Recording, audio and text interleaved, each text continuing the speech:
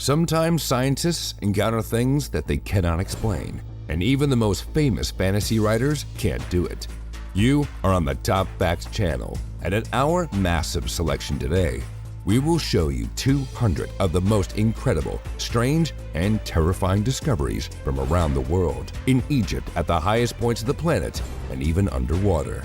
Please get ready, make yourselves comfortable, grab some snacks, and enjoy watching this video.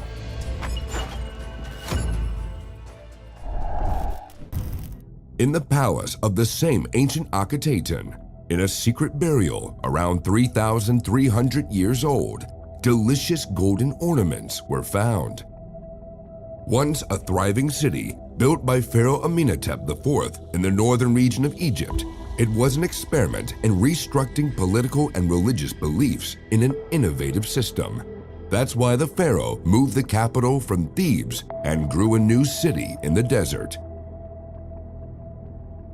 Ironically, all his reforms worshiping the solar disk were undone by none other than his son, the legendary Tutankhamun. Now, we can see the same wealth that the pharaohs possessed. Among the bright golden ornaments, there is a ring with a relief carving, representing the god of joy called Bes. Symbolic, isn't it? This god was not only the soul of the party, but also sponsored childbirth and had a kind and playful nature. It is interesting to wonder who wore this ring, the pharaoh himself or his close associates. Also in the collection was a necklace of impressive beauty and other precious objects. Apparently, the most reliable way to preserve them was to bury them. Scientists in Egypt have discovered strange fossils, a vertebrate bone of a new species of dinosaur from the Aralosaurus family. This strange flat-faced dinosaur, similar to a bulldog with stocky limbs and small teeth. All this reminds us of the plots of Jurassic Park, doesn't it? In this time, this bipedal dinosaur roamed the Sahara Desert, and this was approximately 98 million years ago in the Cretaceous period. My goodness, you'll say that this was the last era of dinosaurs. And this carnivorous 6-meter beast, the size of a good yacht, survived its predecessors. Dinosaurs usually inhabited Europe and the southern hemisphere, so the discovery surprised archaeologists. For the first time, dinosaur skeletons were found in Egypt in the Bahariya oasis. Maybe it was a long-lost dino sheep. The University of Paleontology has set itself an ambitious task, an exhibition to extract fossils in the Bahariya oasis, which has become a hotspot for dinosaur discoveries. But unfortunately, most of the remains were destroyed. Think about it. By the Second World War, even this one short-armed and flat-faced skeleton is enough to vividly imagine the Sahara populated by dinosaurs hundreds of millions of years ago. This unique treasure was unearthed. A magnificent dagger saw the light of day, having lain in the tomb of its owner, the pharaoh Tutankhamun, for thousands of years. But what astonished scientists was its clearly extraterrestrial origin. How, you ask, did it come from space? And you would be 90% correct. Archaeologists were puzzled by the material itself. It turns out that the dagger, owned by the famous pharaoh of ancient Egypt, was made from iron produced in space, forged from a piece of iron meteorite, an unknown metal to Earth with a triangular pattern, later named Gibeon. During the reign of Tutankhamun, iron smelting had not yet been established. This rare and valuable item, according to one theory, was made in Anatolia, now modern Turkey. This was determined by the material of glue on the handle. Green gypsum was widely used in Anatolia at that time, and Turkish craftsmen have long been renowned for their skill in making cold weapons. According to historical sources, Tutankhamun's grandfather received this dagger from the ruler of Mitanni, a region in Anatolia. Another theory suggests that the design of the top of the handle resembles an Aegean artifact, but the typically Egyptian shape of the blade could have been made at home. The iron blade seems to have been forged using a low-temperature method. What do you think? Why has this dagger become a subject of controversy, and what does it really resemble? When we look at the pyramids of ancient Egypt, we are always amazed by their greatness and also wonder how it was possible to build all this without modern technology, only with physical strength. Is it possible to erect such structures only with the power of slave labor? A group of talented archaeologists from the University of Liverpool and the French University of Oriental Archaeology in Cairo pondered this question for a long time. They studied pyramid construction technologies. What they discovered was simply amazing. A 4,500-year-old system was cradle-like. And are you saying that in this way all the 7 known wonders of the world were built? How could these huge blocks be systematically transported back and forth, taking into account the human factor, such as organizing the work of thousands of people in a single team? However, the masterpiece of ancient engineering is here before our eyes, and it had its architects and foremen. Perhaps it reminds you of the work of an ant colony, but most likely at that time, it simply could not have been done any other way. In the Fayum Oasis, approximately 60 miles south of Cairo, archaeologists excavated an unusual burial site. They found the bones of an 8-year-old child among the remains of 142 dogs. A horrifying scenario investigated by Egyptologists from the Russian Academy of Sciences Center played out around the 1st century BCE, and this burial was unlike any other. The child's body lay on the dogs, most of which were small puppies, and there was another strange surprise. A linen bag was placed over the child's head. What could have been the purpose of this event? Could it have been some ritual, blending religions and magical ideas, perhaps brought by foreigners living in the region? The presence of blue clay on the dog remains, abundant in Egyptian water bodies, led scientists to believe that all this could have been a drama of a catastrophic flood.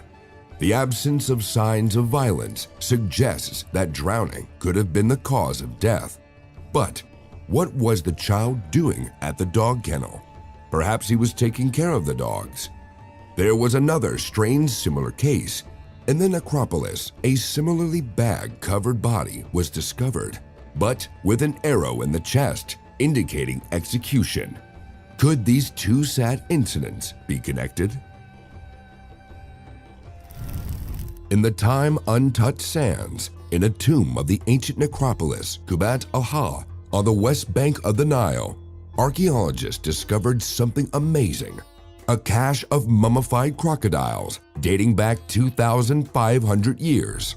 Unlike other mummies, these 10 crocodiles were not treated with resin and were not eviscerated. They were buried whole. Such an opportunity comes once in a lifetime for archaeologists to study the remains of an entire ancient beast. They were local Nile crocodiles, as well as specimens of the West African crocodile, all huge, ranging from 2 to 3 meters in length. But how did they end up in the tomb? Apparently, they were mummified in sand quarries elsewhere before being brought here around the 5th century BCE. What a journey these reptiles had! Perhaps it was a message. The crocodiles were not killed, but died from asphyxiation due to drowning or prolonged exposure to the scorching Egyptian sun. It's strange to imagine a drowning crocodile, but many of them were bound with rope. This more accurately paints the circumstances of their death. Dehydration might have killed them. For the ancient Egyptians, crocodiles were sacred animals. These fierce creatures were associated with the crocodile-headed great god of water, Sobek, who protected from venomous creatures and was the patron of the Nile. These mummified crocodiles could have been a religious offering to grant fertility to the land. Either way, scientists are now working with them, determining ages using radiocarbon testing and studying DNA. This mysterious lady is indeed an unusual archaeological exhibit. Have you ever seen a mummy in an interesting condition? Imagine the discovery. Inside the womb of this woman, a fetus was preserved. This is the first pregnant mummy that posed many questions to scientists. How did the Egyptians manage to preserve the embryo inside the woman? Studies have shown that it was subjected to a very strong acidic environment of the uterus, causing its bones to dissolve over time. Although the woman was mummified according to all the rules, organs were removed. But this life-saving capsule of the unborn child represents only soft tissues without a soul. In essence, they just remained preserved.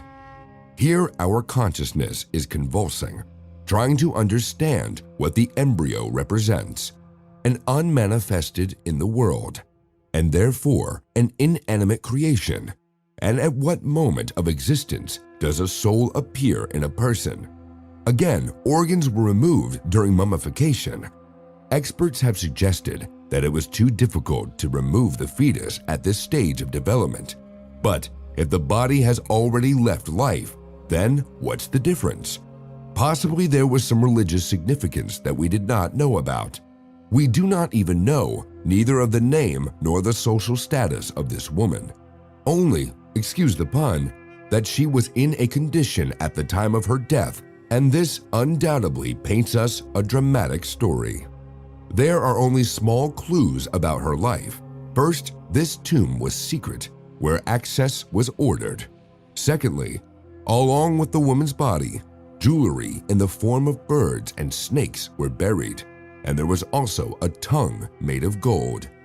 Could this be the pregnant wife of a pharaoh from whom the appearance of a little god was expected? Or are these just her favorite ornaments, buried next to the body without any symbolic meaning? Let us know your thoughts in the comments below. Surely this plot provoked some considerations in you. In the long tunnel beneath the Egyptian sands, at the peak of the Great Osiris Temple, stretches a 1.5 kilometers long path underground. This tunnel is a true architectural wonder. Geometrically, it's identical to the legendary tunnel of Eupelinus in Greece. Archaeologist Kathleen Martinez, long puzzled by the search for the tomb of Cleopatra herself, discovered this amazing tunnel at a depth of 13 meters during the excavations at the Temple of Taposiris Magna, the original name of its language. What is this secret path? Where does it lead? And why is it partially flooded? Historians believe that the explanation lies in natural disasters that shook the region. Martinez also discovered 2 alabaster statues from the Ptolemaic era, ceramic vessels and pots. This sheds some light on ancient Egyptian civilization, but here's the catch. Cleopatra's name is known worldwide, yet her tomb remains undiscovered. Notably, at this location, incredible artifacts were unearthed, including coins bearing the names and portraits of Cleopatra VII, the very one, and Alexander the Great. Could this tunnel lead to the Queen's burial chamber, and perhaps there lies her beloved Mark Antony? As known, their lives ended in suicide. What were the Egyptian traditions in this regard?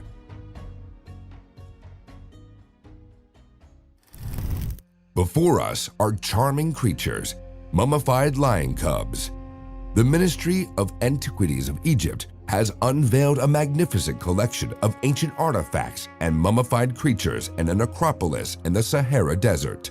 At the center of the collection of 75 exhibits was something remarkable: at least 2 mummy lion cubs. Also found were wooden and bronze statues of cats, intricately decorated wooden boxes with mummies of cats and other animals, bulls, mongooses, ibises, and falcons, crocodiles, cobras, and scarab beetles. Interestingly, who needed this mummified menagerie, and what was the purpose? To defy earthly creatures or simply bury them with their owner's pets? For the first time, a lion cub mummy was discovered in Egypt, and 5 other cats also turned out to be lion cubs. Their identity was checked by computer tomography. People believed that creating mummies of various creatures was a means of communication with their gods. Doesn't this kind of remind you of some kind of puppet theater? The ritual sacrifice of animals became a widespread practice, meaning that the Egyptians held great respect for cats, dogs, falcons, monkeys, snakes, and crocodiles. Imagine someone had to do all this work. To understand this discovery, we must go back to the 4th century AD, where the influence of the Roman Empire on Egypt began to wane. During the excavations of the ancient port of Berenice, archaeologists unearthed a magnificent temple that was 1,700 years old, and it stunned scientists with its strange contents. Hence, it was the name of the Temple of the Falcon. There were 15 skeletons of birds on stone pedestals, 13 of which were beheaded, a stone monument 38 centimeters high, various cult objects, and an iron harpoon. On the stone stele with a relief image, there was a mysterious Greek inscription. The beheading of falcons could have been a ritual of sacrifice, but what was the significance of the stone memorial? Moreover, there were fragments of fish skeletons, eggshell, and mammal bones. Who needed to drag all this into a temple? These questions were answered by the deciphered stele. Apparently, it speaks of a ritual motive for beheading birds. At the top of the stele, a winged sun and cobras are depicted, and at the bottom, a pharaoh with gifts. The Greek text on the stele warns that boiling a bird's head in this sanctuary is considered an indecent activity. Probably, this was previously done to facilitate plucking feathers. Well, we say the Egyptians had their important activities.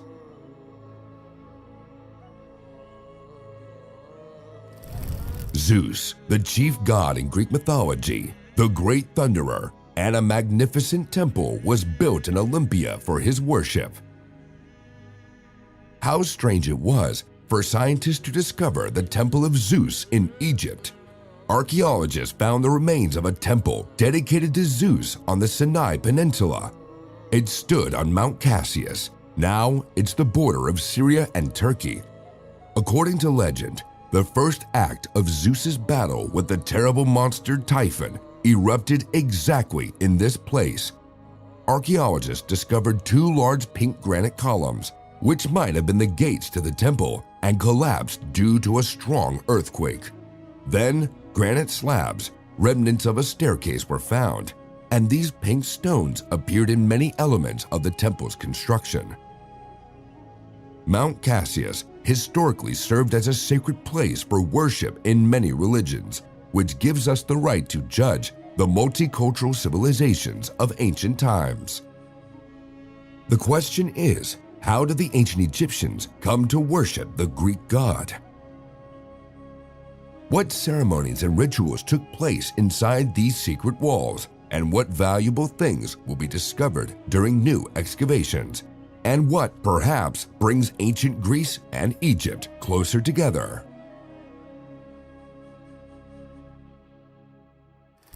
It was a tooth that allowed archaeologists to establish the identity of this mummy, a female pharaoh named Hatshepsut, who ruled more than 3,000 years ago, was one of only 2 female rulers of Egypt throughout its history. However, her legacy was mysteriously destroyed, and even her mummy disappeared. However, in the tomb discovered by archaeologists, there were 2 female bodies. But which one was the queen? The clue was in a wooden box. There was a tooth inside. It was this very tooth that helped determine which of the mummies belonged to the female pharaoh. Archaeologists turned to dentists for help in studying tooth x-rays, and miraculously, this tooth perfectly fit into the jaw structure of one of the mummies. Thus, scientists realized that they were looking at Queen Hatshepsut, a legendary and successful ruler whose reign strengthened Egypt and allowed the country to prosper. But the surprises don't end there. Computer tomography also revealed details about the health of the mummy. She had diabetes and even liver cancer. However, it seems that poor dentists were her downfall, presumably because they had attached the tooth to the body. Shortly before her death, local dentists removed a molar tooth, damaging the gum and introducing an infection. Eventually, Hatshepsut died of sepsis in her palace in Thebes, lonely, abandoned by everyone, and long months of suffering from pain and fever. To this day, the tomb of this famous beauty and ruler has not been found, and yet many would like to see what she looked like in life and after death. Hieroglyphs deciphered in the tomb of Tutankhamun revived the belief that Queen Nefertiti was buried next to her stepson somewhere in a secret room. Nicholas Reeves, a renowned British Egyptologist, shed light on this question by studying the burial site of Tutankhamun. He suggested that Nefertiti's tomb is not an independent object, but part of a larger structure. Perhaps the tomb of Tutankhamun could lead to the final resting place of the legendary Queen Nefertiti. Otherwise, she couldn't just be buried in some unknown place. And, of course, there must be some secret underground passage leading there. Scientists are helped by everything. Their study of hieroglyphs and mold apply all sorts of technologies. Someday, they will finally unearth the entrance to Nefertiti's tomb, gates to a lost era where queens, pharaohs, and treasures ruled. And this entire magnificent century represented a mix of cruelty and unimaginable splendor.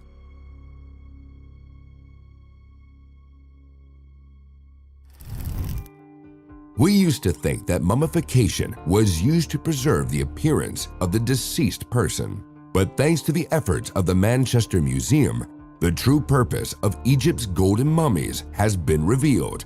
This complex burial technique was merely a method of maintaining a decent appearance of the body in case there was a chance of resurrection. Then the resurrected would not have to be embarrassed about their appearance. In fact, joking aside, bodies were turned into mummies to make them gone to God. Initially, the Egyptians began using salt to preserve fish for the future, to eat later. This natural mineral, found along the Nile, is used in temple rituals and even for cleansing divine statues. For mummification, the Egyptians also used incense, the same that was buried in temples. In their view, applying incense to the body turned it into a deity. The word itself, meaning incense, translates from their language as to make divine. The Egyptians seriously believed in the afterlife, so they took burial ceremonies so responsibly, as if it meant not the end, but a continuation. All these sarcophagi and funeral masks were not meant to hide the identity of the deceased, but rather to idealize them before fulfilling their divine mission. How do you feel about the discoveries in Egypt? I suggest we shift our focus and take a look at the most amazing discoveries made in the mountains, the highest points of our planet.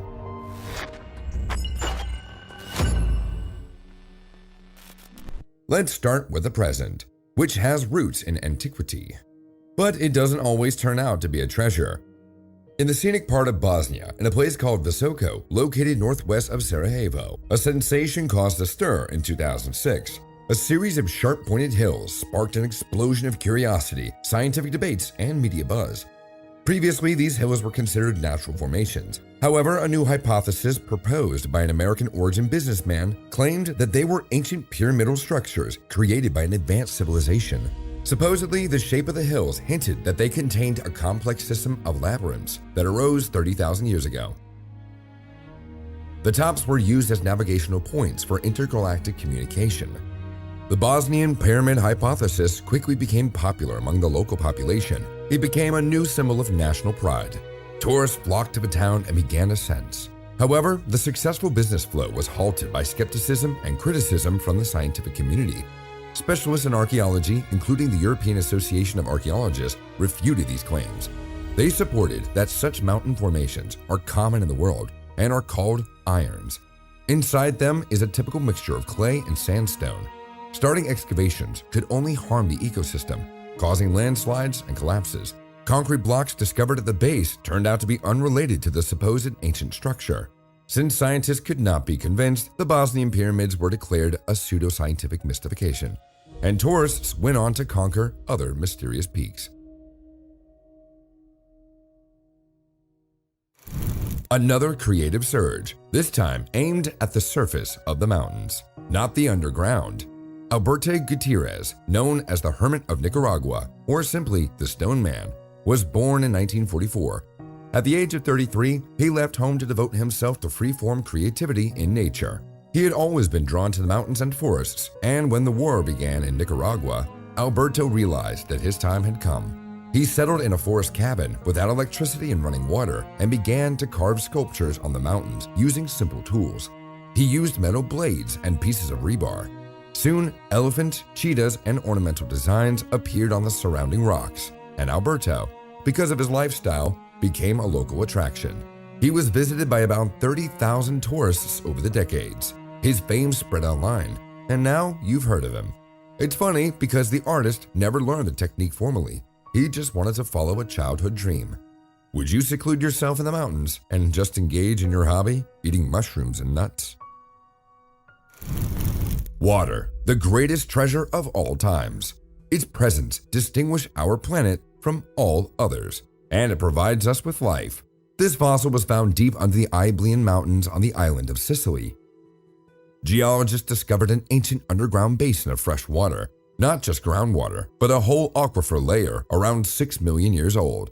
The main thickness of the water is located hundreds of meters below the surface and contains around 17.5 cubic kilometers, slightly less than Lake Tanganyika, the third largest freshwater lake in the world by volume. Scientists suggested that all this water accumulated underground after the Strait of Gibraltar became blocked 6 million years ago. During the next 700,000 years, the Mediterranean Sea partially dried up. Rainwater seeped and accumulated in underground reservoirs for millennia, where it was absorbed by carbonate rocks like a sponge. When the sea level returned, this basin was sealed under the pressure of seawater. It's interesting to think how many more secret wells Earth holds for wasteful people who constantly face a shortage of fresh water.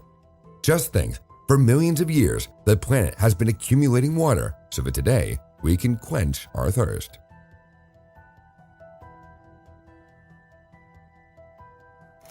The oldest library in the world at St. Catherine's Monastery on Mount Sinai in Egypt is a treasure trove of thousands of manuscripts and books from all around the world, collected over many centuries. In some texts, using modern technologies, scientists have discovered a second layer. This is the real treasure. Can you imagine one inscription lying under another? Not for the first time, history has been rewritten according to the current version of updates, and in antiquity, it is not uncommon for monks to write directly over an old text in another language. Thus, compositions in languages that have long disappeared from use, such as Caucasian Albanian and Palestinian Aramaic, were discovered. These manuscripts open up many possibilities for us and uncover many secrets of antiquity. The world is much richer and more diverse than we imagine. How many civilizations have disappeared without a trace, becoming a hidden layer under new history? Let's move on to the discoveries of ancient artifacts. There's still a lot of interesting things lying in the mountains. In 2017, in Turkey, during the excavation of a burial mound in western Anatolia, archaeologists stumbled upon an impressive find. Among human remains, approximately 3,700 years old, brain tissue cells were discovered in some of them. How could they have been preserved if these people's remains had been buried under the rubble of an earthquake for thousands of years? However, it was the circumstances of their demise that provided scientists with the biomaterial. The buildings collapsed and trapped their inhabitants. Then, a powerful fire destroyed the entire area and sucked the oxygen from the debris. It turns out that the brain first boiled and then dried out. Additionally, the soil in the region was rich in minerals. Potassium, magnesium, and aluminum formed a composition called corpse wax. All these conditions ensured the exceptional preservation of brain cells. They usually disintegrate shortly after a person's death, but here they were sealed in a capsule. Scientists obtained material for biological research. It's interesting to find out what they learned about the health of people who lived 4,000 years ago. Did they suffer from heartburn? Did they ever get the flu? The Mountains of Norway, an archaeology museum for the keen eye. Amateur travelers and archaeologists often catch their luck, finding gifts from the Romans. In 2019, on a mountain pass, they dug up leather summer footwear, presumably 1,700 years old. It had lain in the ice since the Iron Age.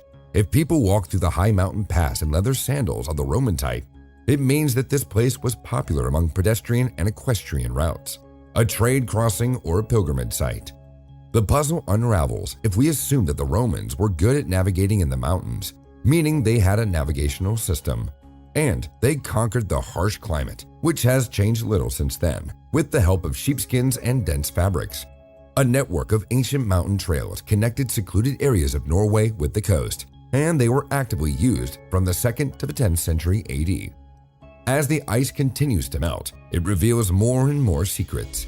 The heroes of the Iron Age clearly left messages about their life.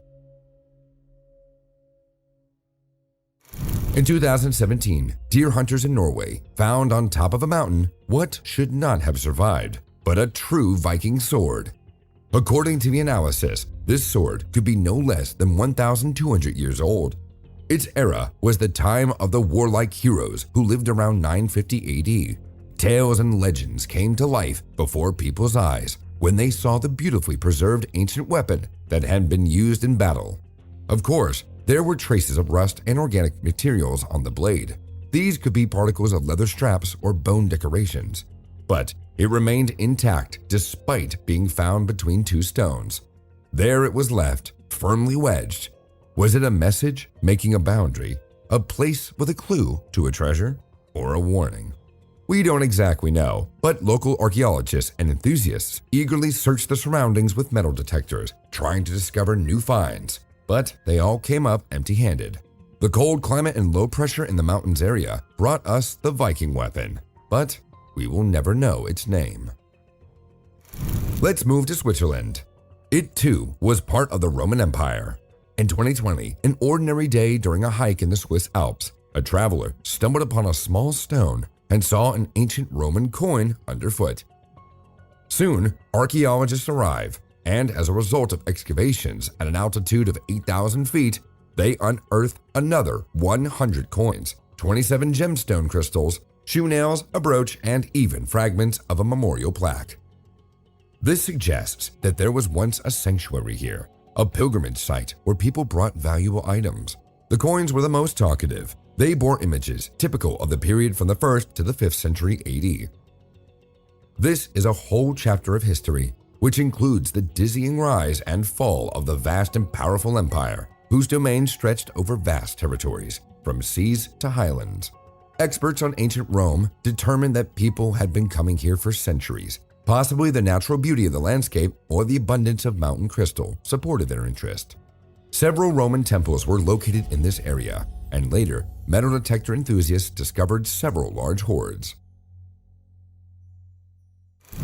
In Italy, they found the oldest tree in Europe. It is a Bosnian pine, and it grows in the Pollino National Park in the south of the country. Scientists used radiocarbon analysis and also looked at the annual rings and determined the age of the tree. It was 1,230 years old. This remarkable natural wonder was named Italis, and the tree continues to live. It was a young sapling when the Byzantine Empire was flourishing, and probably the Vikings also rested in its shade. Although its growing place cannot be called a dendropark, the high-altitude climate is harsh, but the endurance of this pine can serve as a symbol of longevity. A talus is neighbored in the grove by other ancient botanical representatives. The tree has outlived many of its peers. The fall of empires, wars, revolutions, and technological achievements of the 20th and 21st centuries. A talus has become not only a silent witness of history, but also a valuable source of information about the ecology of the last millennium. In 2012, in the south of Spain, archaeologists found a tomb that was more than 5,500 years old. There is one remarkable place in this area, the Lonely Mountain. Its official name is Piedras Blancas, which means white stones. Notably, every year on the day of the summer solstice, June 21st, the sunrise creates a mesmerizing dance of shadows on the slope of the mountain. Sunlight falls in a special way. This structure resembles the New Grange burial mound in Ireland. Through a window in the absolutely dark 62-foot corridor on the days of the winter solstice, a beam of light penetrates and for a few minutes pierces to its very center. Let's imagine that 5,000 years ago, in the Neolithic area, someone managed to design and build such a structure. Starting with the material, 97 stone slabs weighing over a ton each, ending with calculations. This someone was very knowledgeable in astronomy, geometry, and physics.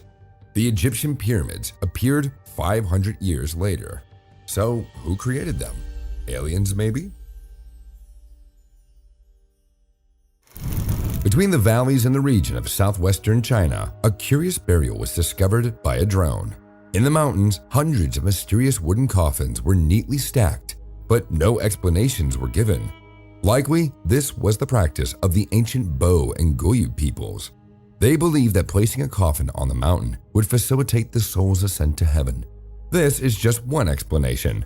In practical terms, mountain burial is more ecological. Predators and scavengers cannot easily reach there.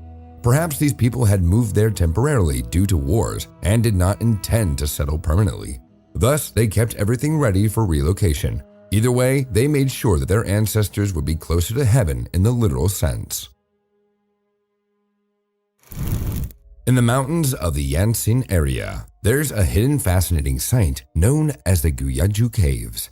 Discovered in 1984 during a cultural relics expedition, these caves formed an entire city, a complex network of over 117 caves with 350 chambers nestled in the rocky slopes. The structure resembles a honeycomb and features a thoughtful layout. The design of each cave includes 3 rooms, a small living room, bedroom, and storeroom. There are even 2-story apartments connected by intricate cave staircases or stone bridges. The apartments vary in shape and size. The length of the largest hall is about 65 feet, and the average ceiling height was only around 5'3" to 5'6", suggesting that the local inhabitants were quite short. The cave system includes its own drainage and water storage system, indicating a high standard of living with advanced engineering technologies. Among the chambers were not only living quarters, but also halls for public events and rituals, as well as royal chambers. Inside there was furniture carved from the rocks, beds, lamps, storage compartments, and stone tablets. The largest and most complex chamber, known as the Golden Temple, was used for gatherings and religious ceremonies. Who built these caves remains a mystery. Some historians suggest that it was the Mongolian people.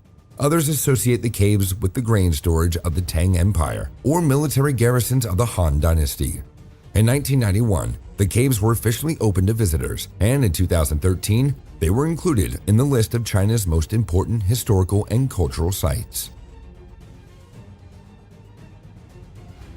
In the Gansu province, within Maijishan mountain range, lies a magnificent ensemble of rock art and the largest ancient Buddhist monastery, a complex network of grottos carved into the Rocky Mountains. The history of this cave city dates back to the late Qin dynasty, around 400 AD.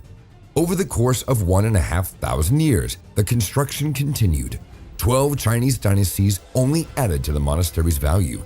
The oldest statues were crafted by Indian masters, with work completing in the 20th century. Today, it stands as a preserved collection of stunning statues and sculptures carved into the rock. 221 caves are connected by balconies and staircases.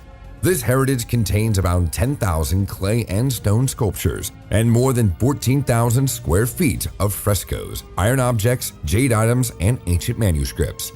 The grottos are situated at heights from 100 to 300 feet, divided into southwestern and southeastern parts.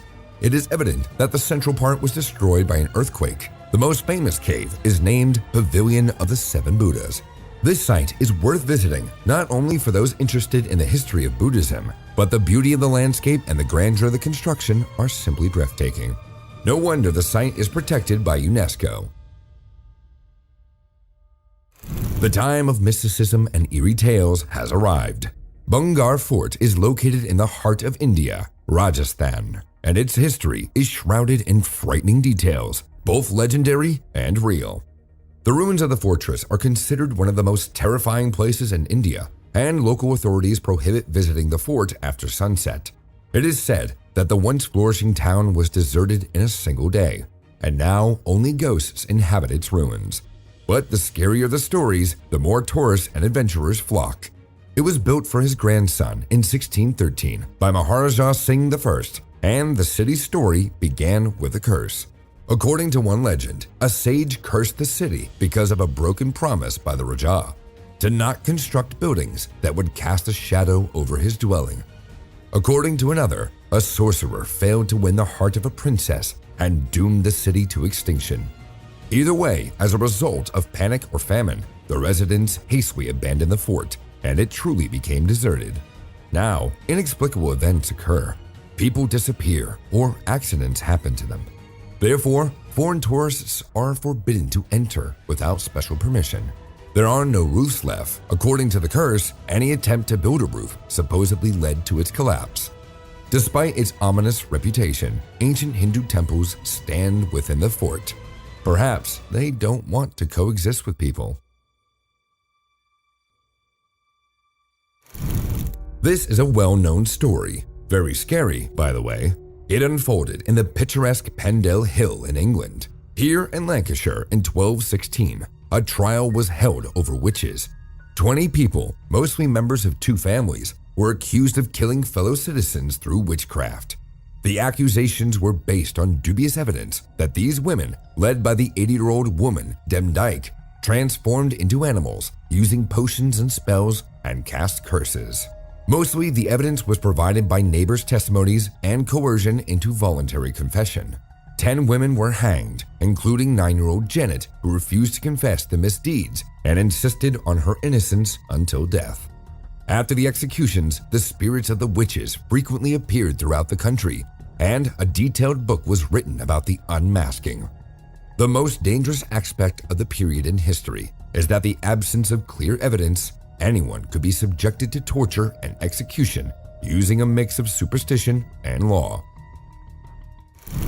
Now I will tell you a chilling story about a place called the Laurel Grove. This estate in Louisiana is known for its sad fate and has a notorious reputation as a paranormal site. The mansion was built on an Indian burial ground in 1796 by the rebellious General David Bradford, and then the property passed to his daughter and her husband. A series of tragedies began with the new owner, Clark Woodruff, and this is where the ghost sightings that have become local legends started. A female slave named Chloe, who was possibly closest to the owner, overheard a conversation not meant for prying ears, and for this, Clark Woodruff ordered her ear to be cut off. From then on, she wore a turban, but she did not let the matter drop. Chloe planned to poison the owner. She added poisonous oleander leaf extract to a holiday pie. However, instead of the owner, Clark's wife and their 2 daughters tasted the pie. After such a treat, they died. Clark Woodruff began to execute and torture anyone who fell under his suspicion. Other slaves decided to take justice into their own hands out of fear for their lives. They hanged Chloe, and her body was thrown into the river. However, Chloe's spirit still haunts the plantation to this day. After the death of his wife and children, the owner ordered all mirrors to be covered with sheets, but one remained uncovered.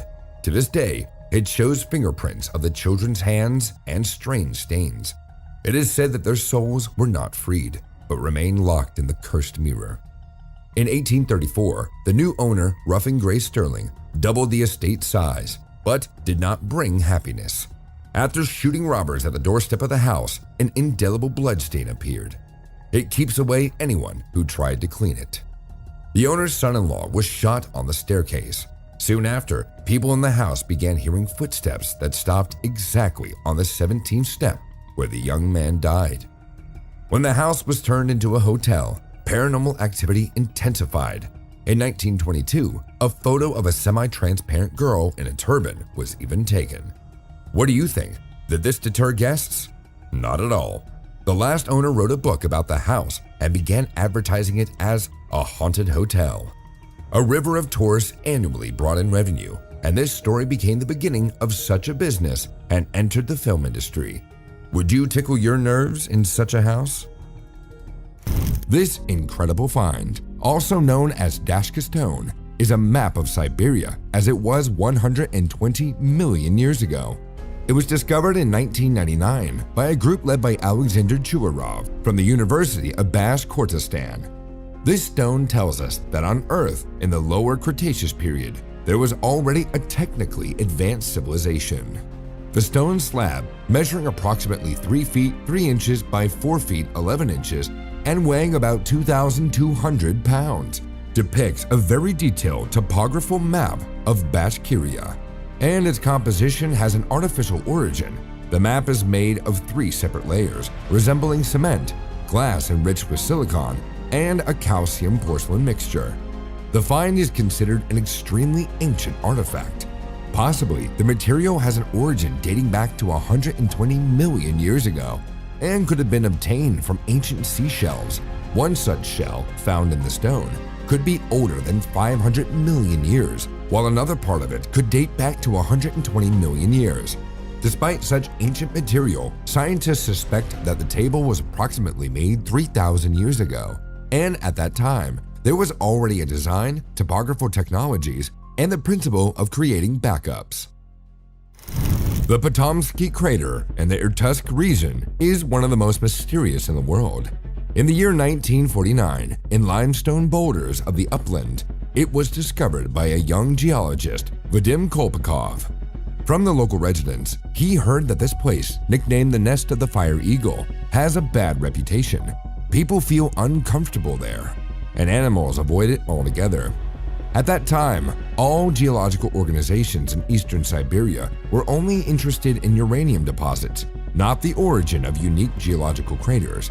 Its diameter is 519 feet, the depth is about 130 feet, and the hypotheses about its appearance are more than contradictory. From Stalin's secret uranium mine to the site of a UFO landing, the crater consists of crumbling gray limestone, and to this day there are few trees here. One detail puzzled scientists. There are no iron deposits in this region, but magnetic studies of the crater showed that something with an anonymously high iron content for these places is located at a depth of 328 to 492 feet beneath. Moreover, it changes the magnetic field over an area twice as large as the crater itself. In this regard, it was assumed that this is a particularly durable meteorite that did not shatter upon impact, but drilled into the earth. But not in eastern Siberia, but on the other side of the planet, a piece of very dense quark star pierced the planet through and through. The magma passed through this channel. In this case, a similar crater should be located on the opposite side, at the bottom of the Pacific Ocean. This is not at all fantasy. Similar through piercings of the Earth's body by smaller meteorites occurred in 1993.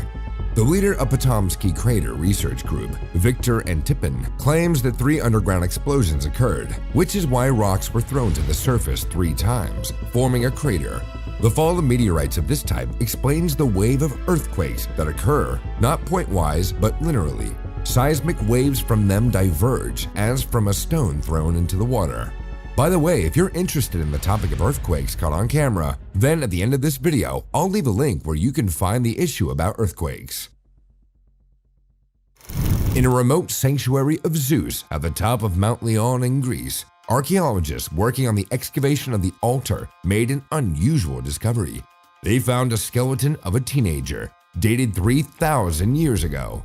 This changed previous conceptions of the temple, which functioned as a ritual hall around the 16th century before our era. Animal sacrifices were a known practice, but human remains, arranged in a special way among the ashes of animals, were found for the first time. They lay on a stone slab in two lines across the east-west axis. Intriguingly, the upper part of the skull is missing.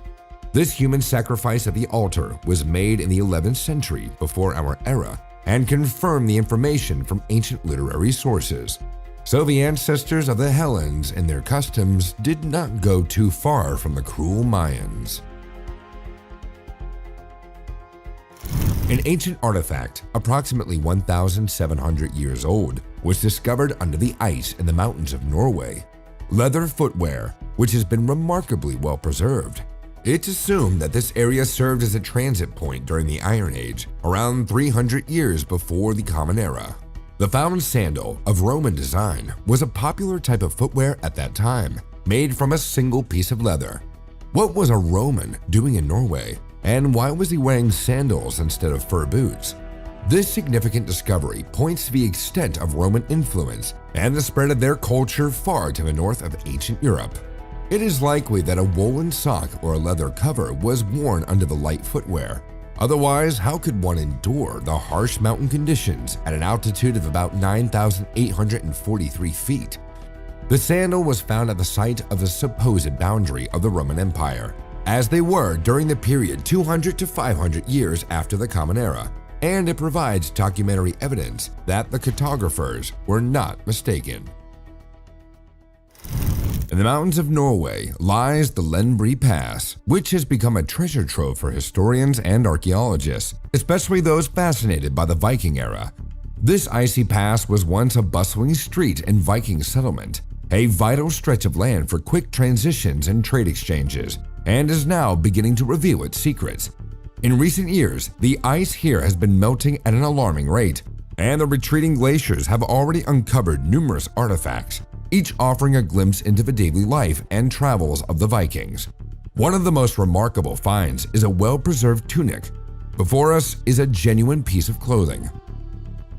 We can assess the quality of the tanning and the style of sewing of an item that has lain in the ice for more than 1,700 years. Imagine the surprise of researchers when they found this tunic among other artifacts. There were tools, remains of sleds, and even horse bones. This means that the pass was not a pedestrian road, but served as an ancient highway for transporting goods and livestock.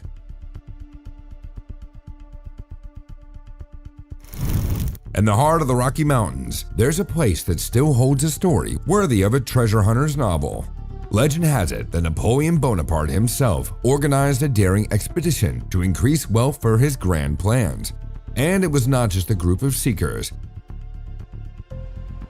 An entire caravan of 300 people and 450 horses undertook a journey from New Orleans into the uncharted wilderness of the Rocky Mountains. Their destination was the area near Wolf Creek, and they found much gold.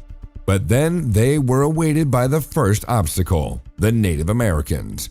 Initially friendly, suddenly became enemies.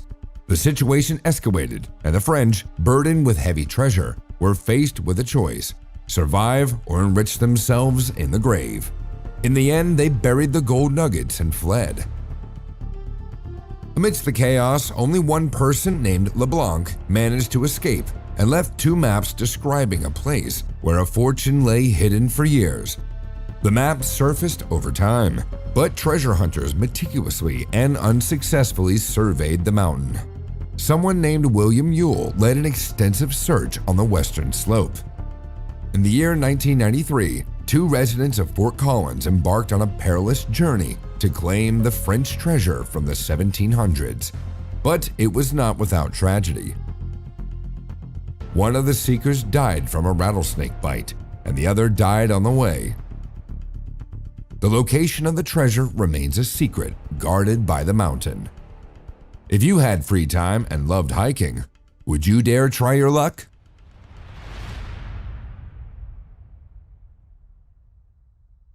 Mount Blanc, or White Mountain, is a majestic peak, the highest point in the Alps at 15,778 feet above sea level, and this height is sufficient to hold the title of the highest mountain in Western Europe.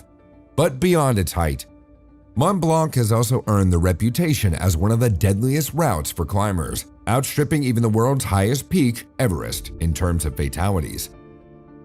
Since the early 1990s, Mont Blanc has claimed more lives, which is astonishing considering Everest's height and extreme climbing conditions. The main danger of Mont Blanc lies in its unpredictability.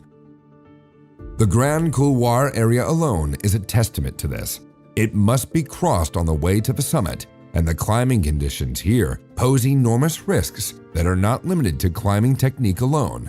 Mont Blanc is treacherous, and numerous natural disasters lurk for climbers, especially in the summer months. When the snow melts, avalanches become more frequent, covering crevices and abysses with a layer of snow. The sad statistics record an average of about 60 deaths per year, meaning once or twice a week, someone there perishes. Thus, it rightfully earned its reputation as a deadly peak. A World War II-era aircraft, discovered in the remote and harsh expanses of the Indian Himalayas, is a remarkable find that seems to come straight out of the pages of history. The transport aircraft, Curtiss C-46, a relic of the war, was found almost 80 years after it went missing while on a humanitarian mission, meeting a mysterious fate. In the early days of 1945, the plane, having taken off from Kunming in southern China, was en route through the challenging terrain of Arunachal Pradesh, a mountainous state in India.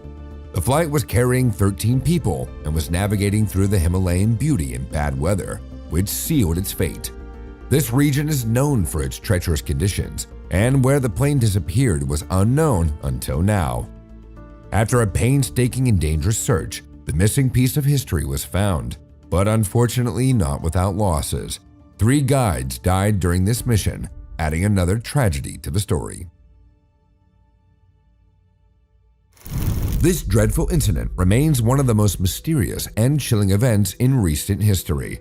In February 1959, 9 experienced hikers from the Ural Polytechnic Institute, led by Igor Dyatlov, set out an expedition to conquer 2 peaks of the northern Urals. They set up camp on the eastern slopes of the mountain, yet something inexplicable and terrifying happened that night. What forced them to panic and flee their tents, running from the camp? Ill-prepared for the heavy snowfall and low temperatures, the hikers died from hypothermia. However, the examination of the bodies revealed disturbing details. 3 had died from severe physical injuries, including significant skull and chest damage. 2 had peculiar injuries, eyes missing, 1 without a tongue, and another person was missing eyebrows. This unfortunate accident spawned numerous theories: animal attacks, hypothermia, avalanches, squall winds, and infrasound causing panic terror. Even military intervention was suggested, but to this day, there is no official account to the group's demise. Could the information have been deliberately classified? In 1942, a Swiss couple named Marcel and Francine Desmoulins mysteriously vanished on their way home, and their disappearance remained an enigma stretching over decades. In their small village, 7 children were left behind, who grew up and lived many years in a state of uncertainty and sorrow. It was known that the couple went to milk cows, and it is likely that they met their demise due to an unfortunate accident on the way. Despite searches and investigations, no traces were found, and the fate of the couple remained unknown to their loved ones until the year 2017. A worker from a company managing cable cars and lifts in the Alps accidentally stumbled upon the mummified remains of 2 people. They were well preserved thanks to the glacier. From the clothing and the style of the 40s, it was clear that it was a man and a woman. Although the authorities did not officially confirm the identities of the bodies, the eldest daughter of the missing Marcelin, Audrey Dumoulin, expressed confidence that her parents were finally found. Imagine what it was like for this family to live with an unresolved story of their parents' disappearance. The pain of loss might not have subsided, but at least the bodies could be laid to rest. In the whimsical Italian town of Duino, nestled among the mountains, a local legend became one of the most intriguing mysteries of the region: the ghost of the White Lady of Duino Castle. The tragic story of love and betrayal goes like this. The lady was the wife of an evil knight who despised and rejected her love, and finally plotted to kill his spouse. On one fateful evening, he lured her to a cliff beneath the castle walls and pushed her into the sea. In despair, she turned to the heavens for help, and petrified in her grief, turning into a piece of rock. From that day, the spirit of the White Lady began to wander the castle. She appears and vanishes in the castle's darkness, moving from room to room through the locked doors, and her pathway always leads to the place where her son slept in his cradle. She roams at night, and at dawn, she returns to her rock and turns back into stone again. It is also said that every night in the castle, a candle seems to burn as she crosses the corridors, and doors open by themselves.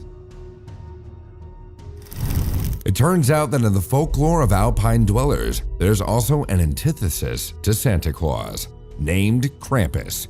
He appears as a devil-like creature and accompanies St. Nicholas on his Christmas journey.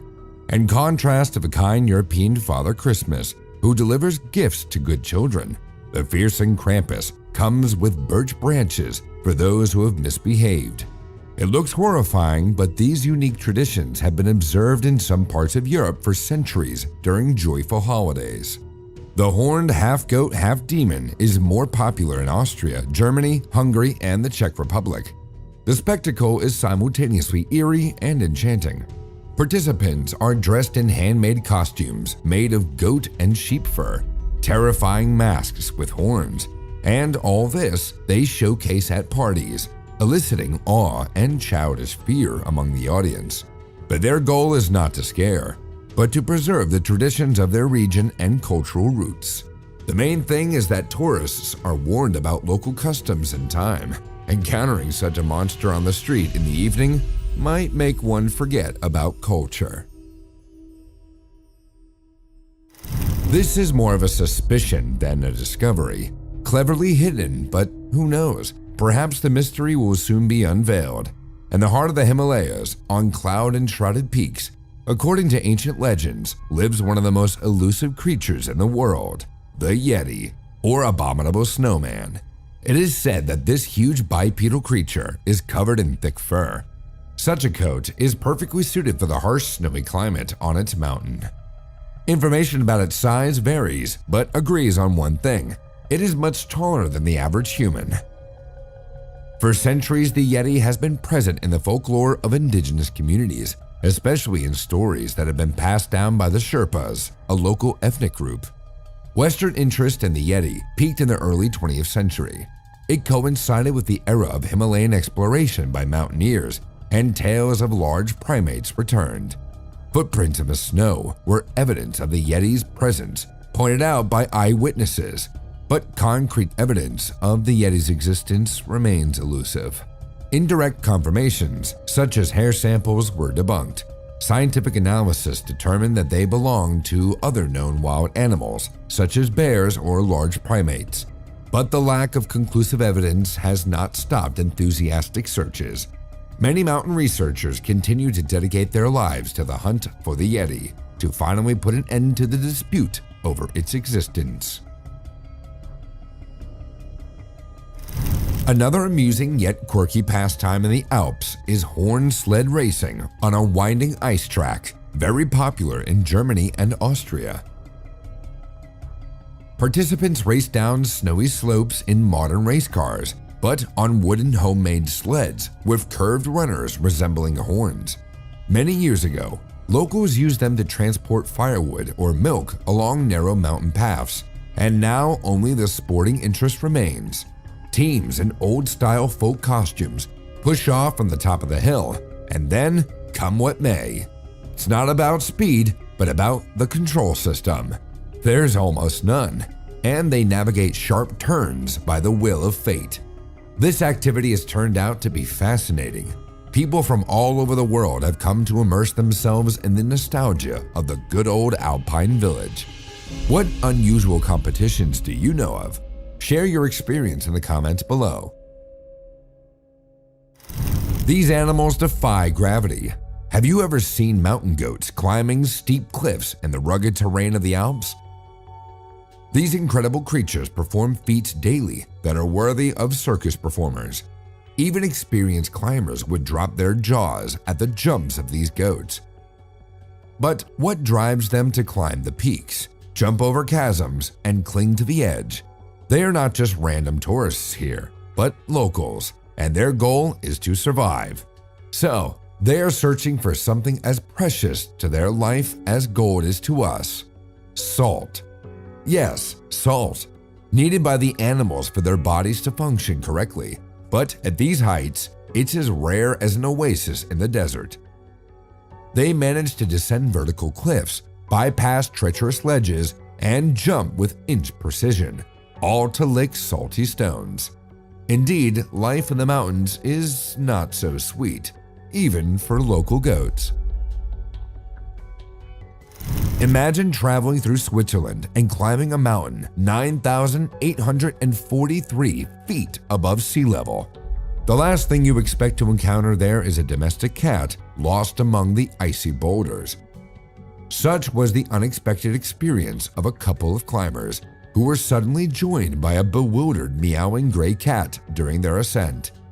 Why did it decide to accompany the tourists instead of peacefully sleeping by the stove?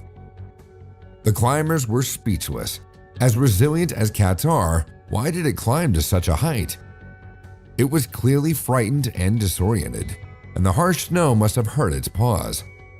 Naturally, the tourists took the animal to warmth, but their surprise was great when it turned out that this was not the domestic cat's first climb. Before, it had followed other tourists up Mount Briston, and this journey was his third attempt.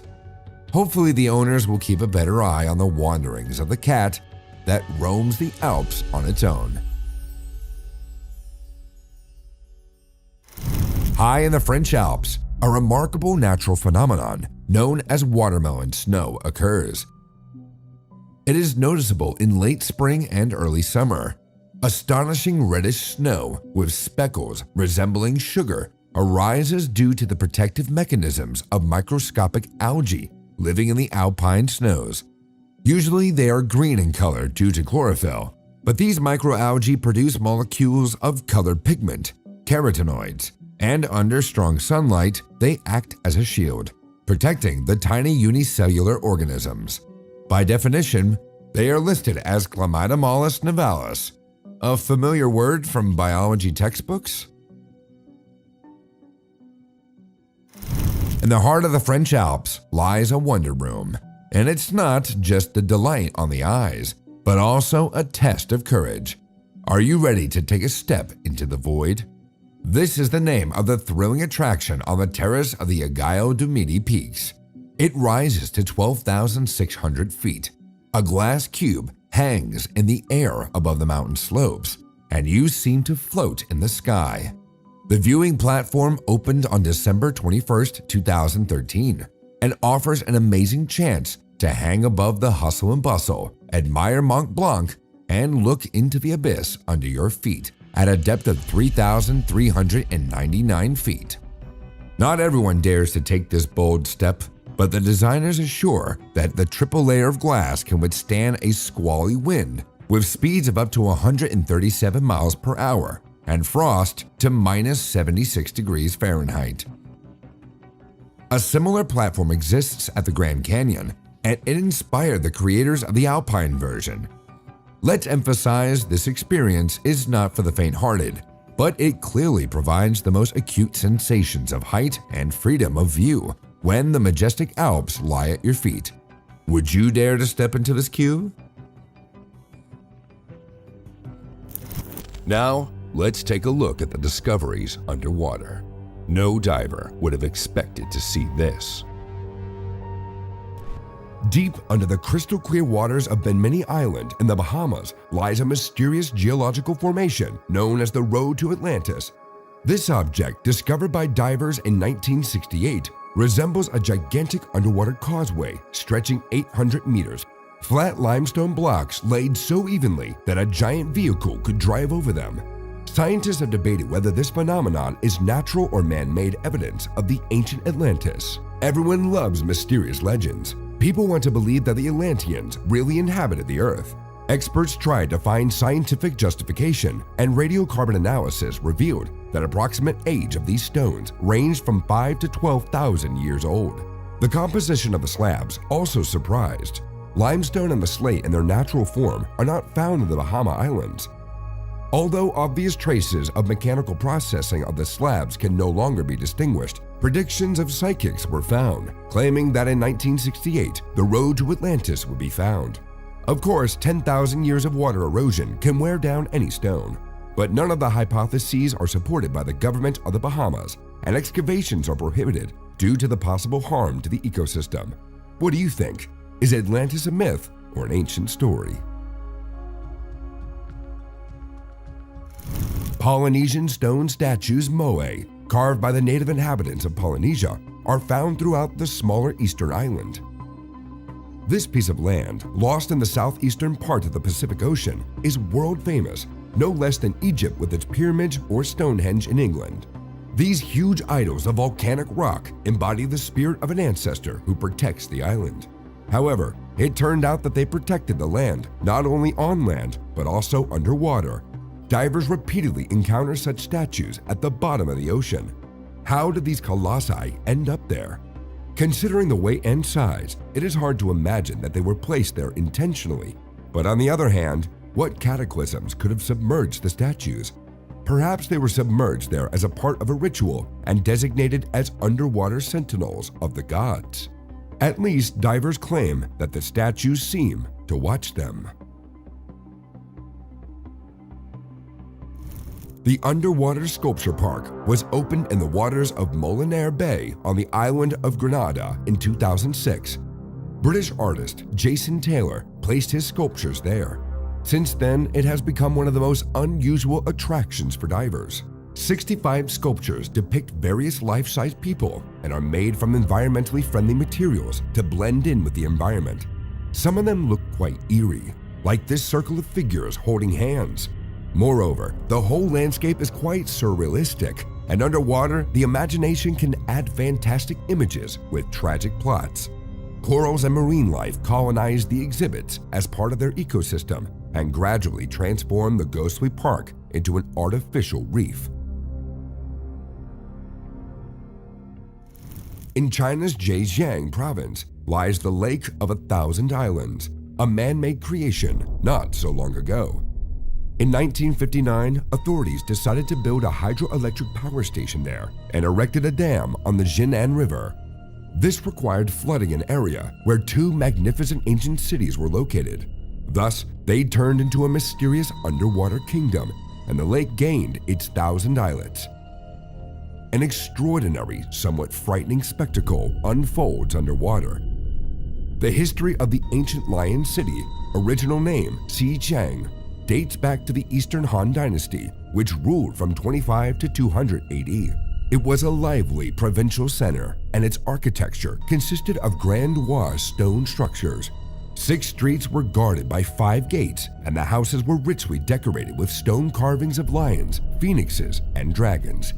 The craftsman of the builders gives us an understanding of the cultural richness of that area, and the water under which the city is buried performs well its conserving function, preserving the city from erosion and decay. Divers have a splendid opportunity to enjoy intriguing journeys through ancient China, lying underwater at a depth of 40 meters.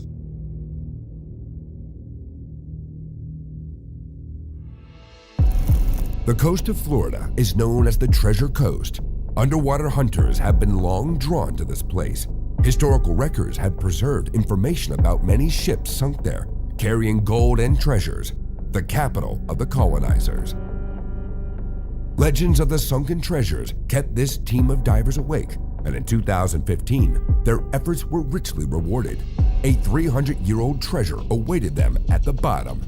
Rare gold coins, relics from a sunken Spanish galleon, a unique collection from the early 18th century, were valued at $1 million. So, it remains to guess, was it the insatiable thirst for treasure that once provoked the wrath of the elements and sank the ship?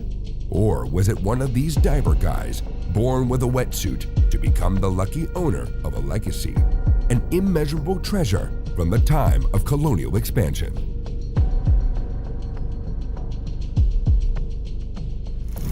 In 2015, the American search company Sea Search Armada discovered a wrecked ancient ship. Presumably the same legendary Spanish 64-gun galleon, San Jose, which sank in 1708. It carried untold treasures on board, gold, silver, emeralds, which never reached Spanish King Philip V from the New World. The heavy load of 7 million pesos, not counting smuggled goods, hindered the ship's maneuverability. The British fleet attacked the overloaded ship and sank it as an enemy. Otherwise, the funds would have gone to finance the war against England. In this battle, not only the treasure perished, the gold dragged approximately 600 souls to the bottom. The treasures remained at home off the coast of Colombia. One can imagine how many attempts have been made over the past 300 years to find it. However, the question of who owns these treasures is quite controversial. Legal disputes can be prolonged, as there is much to share. Approximately, the precious cargo is valued at $17 billion.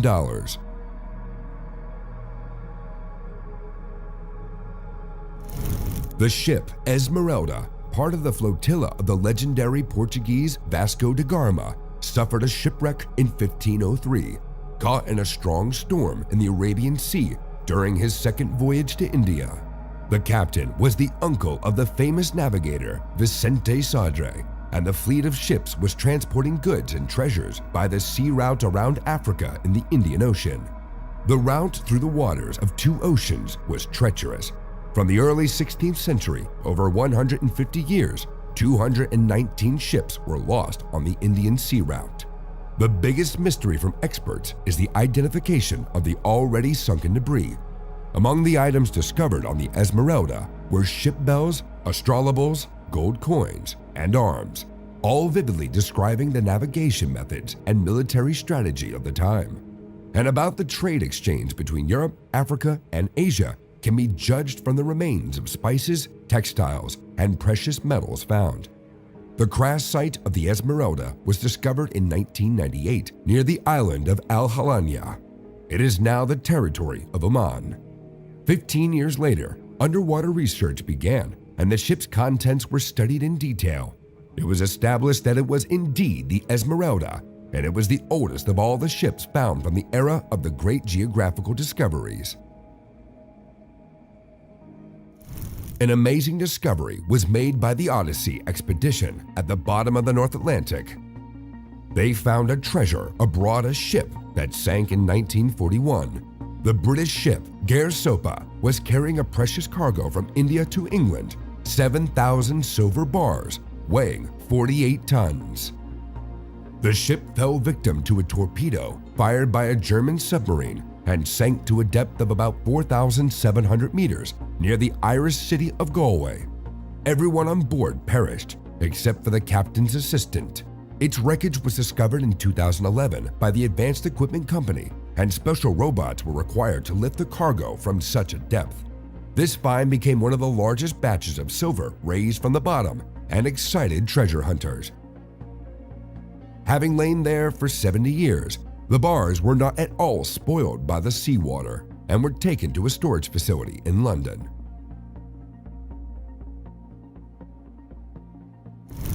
Thistlegorm. That was the name of the British armed cargo ship, whose name in the now Gaulish language means blue thistle, and whose fate was tragic. The magnificent ship sank on October 6, 1941, in the Red Sea off the coast of Egypt, bombarded by German bombers. The ship was transporting supplies for the Allies, and now it is a time capsule on the seabed. In this underwater museum, trucks, motorcycles, rifles, and even train carriages are preserved untouched. Despite decades underwater, these war remnants are excellently preserved. They are parked in neat rows awaiting their guests, divers. Coral have covered the structure, and schools of fish swim darkly through the corridors, creating a striking contrast.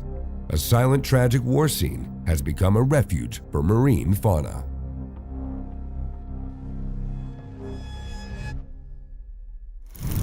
These ghost trains really rest on the ocean floor near the coast of New York.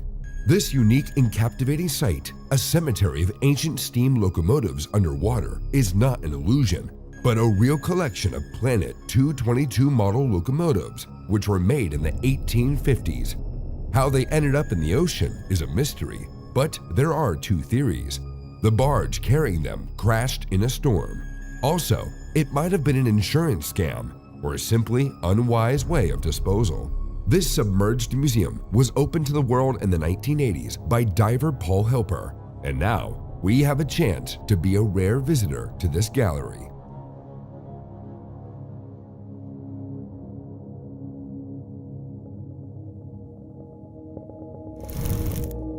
Tona's Heraklion, once a thriving ancient Egyptian city, now rests in the depths of the Mediterranean Sea near the mouth of the Nile. This metropolis, founded around the 8th century BC and lost for centuries, was rediscovered in the early 2000s. At its prime, it was a bustling port, a trade center between Egypt and Greece. The import of grain, fragrances, papyrus, and the export of silver, copper, wine, and oil made it wealthy enough to adorn its massive temple buildings with numerous statues and columns. The city gained fame and might on a cosmopolitan scale. In the 2nd century BC, an earthquake occurred, and since then, irreversible landscape changes began. The gradual rise in water level and erosions of the islands, sand and mudflats, led to the complete flooding of Heraklion. A joint Egyptian-French underwater mission conducted excavations of the Abu Qir Bay near Alexandria and discovered a range of treasures, remnants of a warship destroyed in the earthquake, a rich burial complex, statues of gods and goddesses. It is assumed that they belong to Heraklion. Now archaeologists can recreate the historical appearance of the city. In 2001, upon discovering the ancient city of Heraklion in Egyptian Alexandria, in addition to the remains of buildings and urban planning, tombs were also found in the submerged ruins. The burials of Egyptian and Greek nobility are located in an area that in ancient times belonged to Greek merchants. A large burial mound was about 60 meters long and 8 meters wide, and inside were found valuable offerings. For instance, numerous statuettes of Osiris, the ancient Egyptian god of fertility, and jewelry. The gravestones adored with inscriptions and carvings, and massive 5-meter statues date back to the 2nd century BC. But what interests scientists the most is a certain secret room where traces of burning and untouched offerings remain, baskets with fruits and oils. Clearly, a strange ritual was conducted there, after which the room was sealed for hundreds of years. Apparently, a spirit guarding the tomb's treasures was locked inside. Scientists are still searching for answers. The ancient city of Neapolis, a thriving ancient Roman port, spent centuries underwater before being rediscovered in 2017. Incredible natural disasters that struck the Roman Empire buried the city in the sea depths. Neapolis was flooded by a tsunami in the 4th century AD, as described by Roman historians. But the exact location of the city and its ruins remained a mystery for a long time. The well-thought-out urban planning recently discovered in northeast Tunisia included wide streets, large buildings, and over 100 tanks for the production of garum, a fermented fish sauce. This sauce was a staple in Roman cuisine at the time and gives us an insight into the scale of the industry.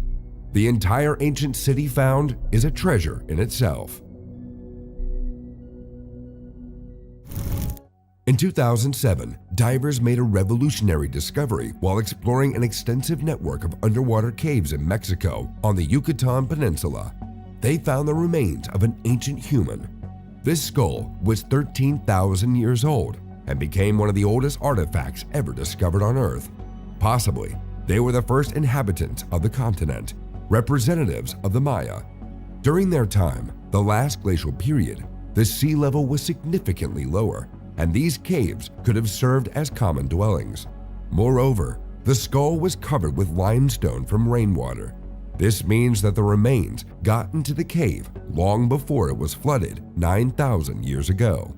The stable temperature and lack of sunlight helped better preserve the artifacts.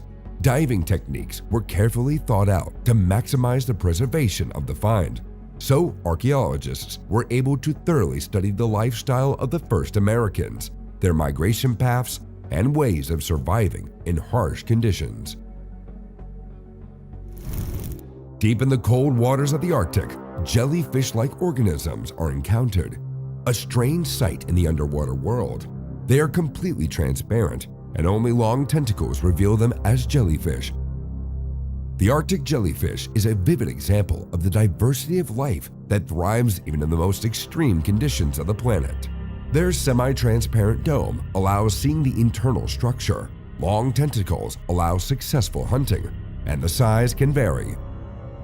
Strangely enough, Arctic waters provide them with an ideal environment. The diet of the Arctic jellyfish usually consists of plankton and small fish. They capture prey using stinging cells. The combination of delicate structure and predatory habit illustrates the way of survival in the world of nature perfectly. On June 14, 2019, a diver explored the southwest coast of England and encountered a rare and amazing creature. He was lucky to see a giant jellyfish the size of a human. The barrel jellyfish is the largest species of jellyfish, over 1 meter in size, living in the northern waters. But it is extremely rare to see a specimen of such dimensions, let alone swim alongside it. The appearance of such jellyfish near the coasts can be an indicator of changes in the ocean. For example, due to fishing and water pollution, they can reach an incredible size. However, these creatures are not harmless. The burn of their poisonous stinging cells is like boiling water, covers extensive areas on the skin, and can take several years to heal.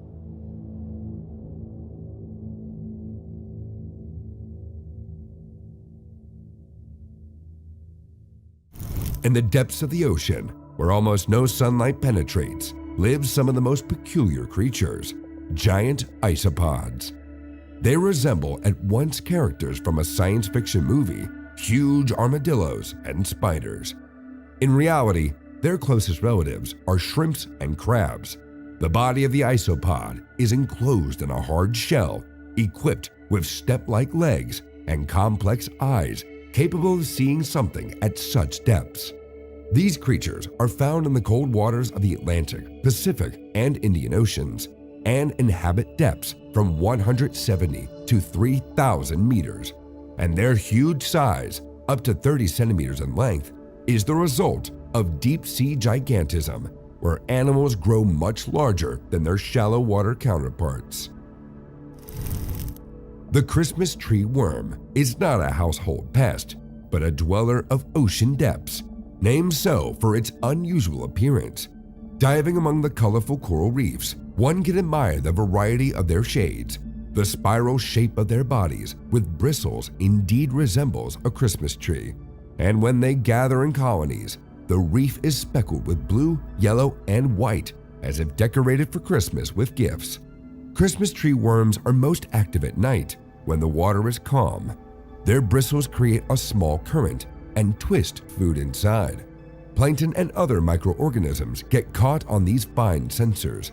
These worms are cleaners, vital to their ecosystem, and undoubtedly present an interesting spectacle for divers.